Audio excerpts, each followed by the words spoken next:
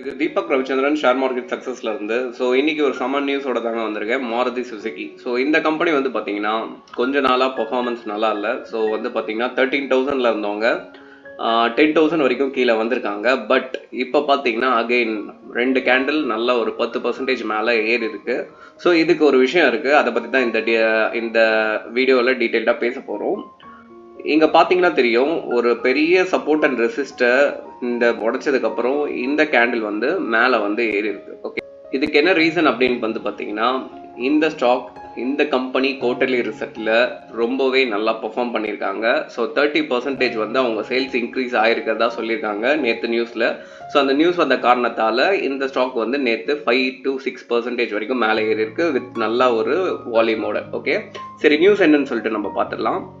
So news நான் சொன்ன மாதிரி 30% மேலே போனதால் 5 to 6% வரைக்கும் மேலே ஏறி இருக்கு. அது மட்டும் இல்லாமல் நம்ம ஜெயிண்ட், ஸோ உங்களுக்கு தெரியும் மாருதி வந்து ஒரு biggest giant of automobile. So அவங்க வந்து இப்போ என்ன பண்ண போகிறாங்க அப்படின்னா ஏப்ரல் மந்த் ஒரு இவி காரை லான்ச் பண்ண போகிறாங்க. ஏன்னா இது வரைக்கும் வந்து டாடா மகேந்திரா தான் இந்த செக்மெண்ட்டில் நிறைய கார்ஸ் லான்ச் பண்ணிட்டு இருந்தாங்க. இப்போது yes, the Maruti Suzuki is going to in. So அதால் வந்து இன்னும் சேல்ஸ் வந்து இன்னும் பயங்கரமாக இருக்கும். இவி செக்மெண்ட்டோட சேல்ஸ் தனியாக இருக்கும் அண்ட் ஐசியோட சேல்ஸ் தனியாக இருக்கும். இது ரெண்டுமே கம்பைண்டாக வரும்போது நல்ல ஒரு ப்ராஃபிட் வரும்னு சொல்லிட்டு இன்வெஸ்டர் இப்போவே இந்த ஷேரை வந்து ஏற்ற ஆரம்பிச்சிட்டாங்க. ஸோ இந்த ரீசனால் இந்த ஷேர் வந்து மேலே போயிட்டுருக்கு.